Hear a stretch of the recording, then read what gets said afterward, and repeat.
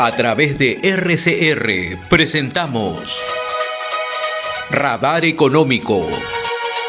Gracias a el Instituto Peruano de Economía, IPE.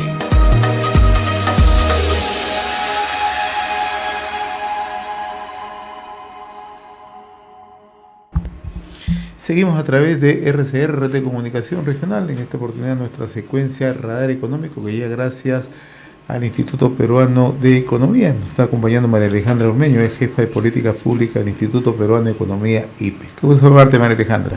El gusto es mío, buenos días. Naturalmente, un reciente informe del IPE da a conocer que la minería ilegal se ha convertido en el mayor desafío económico y social debido a su avance sostenido en distintas zonas del país, ¿no? En estas circunstancias que vimos, ¿cuál es la situación de la minería ilegal y qué nos puede esperar? Sí, tal cual como lo mencionas, la minería ilegal es un problema latente, pero además de ser un problema y un desafío latente, este viene creciendo y ya las consecuencias sociales y también las consecuencias económicas cada vez se ven más presentes. Últimamente en el IPE hemos estado analizando las denuncias del Ministerio Público por minería ilegal y sus formas agravadas. Y lo que hemos visto es que en los últimos 4 años esto ha crecido, se ha triplicado. Antes, en el 2020, que es el último dato que tenemos disponible, las denuncias por minería ilegal eran alrededor de 800. Ahora estamos en más de 2.500 a nivel nacional. Y claro, cuando hablamos de denuncia hay que tener en cuenta que denuncias no es igual al número de delitos, ¿no? Es mucho menos. Y hemos también intentado analizar no solamente a nivel regional, no solamente a nivel nacional, sino entrar un poco a qué regiones son las que concentran mayor cantidad de denuncias, y hemos visto que son justo las que tienen mayor presencia de minería ilegal, las que están teniendo también estas más denuncias, que son, por ejemplo, Madre de Dios, La Libertad y Puno, ¿no? En el caso de Madre de Dios han crecido más de 300, en La Libertad de más de 250 y en Puno de más de 120. Y además también hemos querido ver cuáles son los distritos que tienen cifras más críticas, y el caso más crítico es Patás, ¿no? Patás, las denuncias por minería ilegal y sus formas agravadas se han multiplicado por 36. Y ya estamos viendo data en el 2025 donde hay un disparo de este tipo de denuncias de minería ilegal.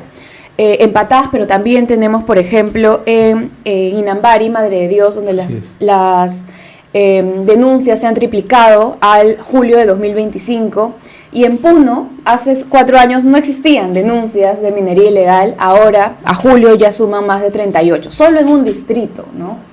Entonces ahí nos damos cuenta que veamos el dato que veamos, indicador que veamos, es bastante evidente este aumento bastante marcado de esta actividad ilícita.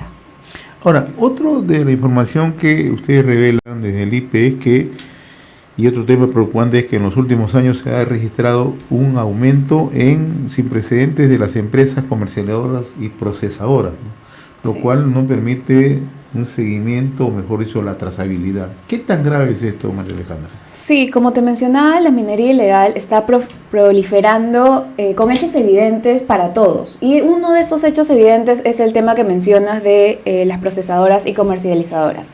Cada mes se crean 82 empresas procesadoras y 58 empresas comercializadoras, casi el triple que hace 10 años. Entonces esto es un crecimiento atípico, que sí viene marcado, que va bastante de la mano con el alza del precio del oro, que cada vez llega a récords históricos, ¿no? ¿Y estas procesadoras se forman en distintos puntos del país? Sí, exacto. Es a lo largo del país. Hay algunos distritos o algunas regiones donde se concentran, pero ya en todas las regiones del país hay algún tipo de operación de minería ilegal. Hay focos, ¿no? Hay focos identificados, de hecho en el IPE hemos identificado 12 ámbitos, pero ya en todas las regiones hay operaciones de minería ilegal. Y no solamente son, claro, hay toda una cadena de suministro para llegar a exportar el oro, pero no solamente son comercializadoras y procesadoras, sino cuando vemos, por ejemplo, cuántas nuevas empresas exportadoras de mineral se han creado, no tiene mucho sentido con la estructura económica. Por ejemplo, en el 2019 nosotros teníamos más o menos 500 empresas exportadoras de mineral. ¿Ya? Al 2024 tenemos más de 1.400. Y luego entramos a ver regiones y vemos que Puno tenía 93, 90 y tantas, y ahora tiene más de 1.000. O sea, Puno, únicamente la región de Puno concentra más del 70% de todas las empresas exportadoras de mineral. Entonces, no es un indicador atípico, que lo que realmente nos está mostrando es que hay una proliferación de la minería ilegal en regiones específicas, como te mencionaba Puno, ¿no? Ahora, esta procesadora se impide un poco mirar cuál es hacer un seguimiento, la trazabilidad de, en este caso, el oro. Sí, claro, es mucho más difícil rastrear, controlar en esta cadena de suministro, porque si ya la fiscalización se hace difícil, con el aumento del precio del oro, que se hace más rentable esta actividad ilícita, se crean más estas empresas y no se sabe en qué momento se está blanqueando el oro, ¿no? Y además hay otro dato bastante interesante que hemos estado analizando, que es las estaciones de servicio de combustible. Como sabemos, el combustible es un insumo necesario para la extracción de oro. Y hemos visto que hay un crecimiento atípico de las estaciones de servicio de combustible, y en particular en Puno, nuevamente, en Cusco, en Apurímac, vemos que en particular en Puno se ha triplicado este número de estaciones de servicio de combustible, y algo parecido pasa en Madre de Dios. En Madre de Dios, en los últimos 5 años, si bien ha caído un poco el número de estaciones, igual, a pesar de esta caída, el número de estaciones es 6 veces más el promedio nacional. Entonces no es que haya mucha más población que demande combustible, sino es que debido a la minería ilegal se está creando más estaciones de servicio de combustible, ¿no? Ahora, el tema de cómo sale el oro, ¿no? El informe dice que el oro ilegal peruano se blanquea en nuevos mercados internacionales con menores exigencias. Sí. Explícanos. Nosotros hemos estado revisando cómo entra el tema del oro al sistema financiero, ¿no? ¿Ya? Y el sistema financiero, los bancos, las cajas, etcétera, tienen unos reportes de operaciones sospechosas, ¿ok? Entonces, estos reportes los envían a la Unidad de Inteligencia Financiera de la SBS. Nosotros hemos podido tener acceso a estos reportes y hemos podido analizar un poquito las características, ¿no? Y hemos visto, primero, que los reportes, estas operaciones sospechosas han crecido, ¿no? ¿Ya? Se registran 114 operaciones sospechosas en el sistema financiero cada mes. Esto es un número que nunca hemos visto antes. Desde que se tiene data, este es el número más alto. Y todas están ligadas a oro. Todos están ligados a minería. A minería. A minería Ya. en general. Pero claro, la minería de oro es la que Claro. está creciendo más, ¿no? Entonces tenemos estas 114 mensuales, y cuando vemos a qué regiones están vinculadas nuevamente, están vinculadas sobre todo a La Libertad y a Puno. ¿Ya? Y hemos visto también características como por ejemplo la edad. Las personas naturales reportadas tienen el 42% tienen menos de 35 años. O sea, jóvenes y adultos jóvenes son los que están probablemente más involucrados en esta actividad ilícita. Y luego, yendo a la parte que tú mencionas de los mercados internacionales, estas operaciones sospechosas nos muestran que en los últimos 10 años, más del 80% de las operaciones sospechosas estaban vinculados a mercados como India y Emiratos Árabes Unidos. ¿Cuál es la característica de estos países? Es que tienen menos exigencias en cuanto a la trazabilidad del oro. Y esto ha cambiado, ¿eh? Porque en el 2014, cuando nosotros veíamos a dónde exportábamos el oro peruano, los primeros mercados eran Suiza y Canadá, que tienen estándares mucho más altos y te piden, ¿no?, ver toda la cadena de trazabilidad para que te acepten el oro. Pero ahora no, ahora nuestros mercados son, el principal de oro es India, y si vemos la tendencia de Emiratos también ha crecido. Antes era 3%, ahora ya tiene alrededor de 13% de participación. Y hay un mercado, y en el caso de la India es un mercado que recepciona mucho oro, ¿no? Sí, está recepcionando y además que, como te mencionaba antes, la participación de nuestras exportaciones hacia India no era tanta. Yeah. Ahora es uno de los principales mercados, ¿no? Entonces ahí vemos que también son datos bastante evidentes, ya no solamente son las exportaciones, pero por ejemplo estos reportes de operaciones sospechosas están vinculados a estos mercados con menores exigencias. Estamos dialogando con María Alejandra Ormeño, de la jefa de Políticas Públicas del Instituto Peruano de Economía, IPE, y nos está echando una mirada a los efectos que tiene la minería ilegal en nuestro país. ¿Cuánto afecta, María Alejandra, la minería ilegal en el plano de las inversiones mineras formales? Sí, ese es otro tema que como país dejamos de ganar, ¿no? Porque la minería ilegal no solamente te afecta el tema social, que es bastante importante, pero también tiene bastantes efectos económicos y sobre todo económicos en el sentido que afecta inversiones mineras formales. Nosotros hemos visto que en el IPE hemos estimado que la minería ilegal estaría afectando alrededor de 7.000 millones de dólares. Específicamente afectando a proyectos como Michiquillay en Cajamarca, Los Chancas y Akira en Apurímac. Si se hubiesen llevado a cabo estos proyectos, la producción de cobre a nivel nacional hubiese aumentado 18%. Y ese 18% en realidad implica más trabajo, más empleo, mejores ingresos, ¿no? Una mejora también en términos sociales. Pero no se ha dado, estos proyectos no han iniciado debido a la minería informal y la criminalidad asociada a la minería ilegal.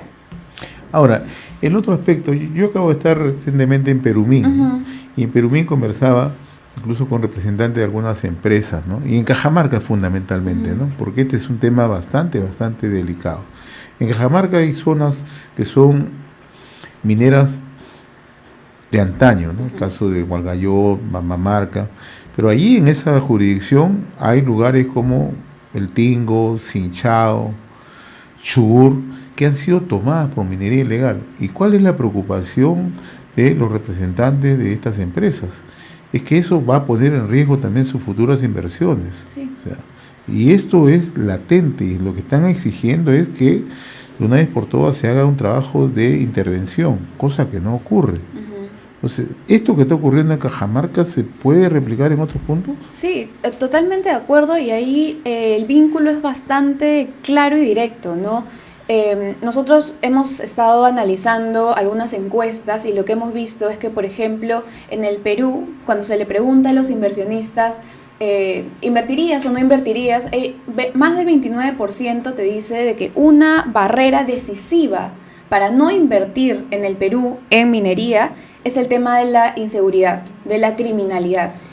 Y ese es un indicador que ha llegado también a un máximo histórico, porque nosotros lo comparamos con los conflictos sociales del 2012 en el proyecto Conga y no llegamos a esas cifras, ¿no? Ya estamos en un nuevo máximo de inseguridad que es una barrera para que los inversionistas puedan traer la plata a Perú, ¿no? Traer la inversión a Perú. Y además también lo hemos comparado con Chile, siempre en temas de minería comparamos con Chile por tener un potencial geológico similar, y en Chile este porcentaje es alrededor de 6%, o sea, solamente 6% de los inversionistas no invertirían en Chile por el tema de inseguridad, versus 29% en el Perú.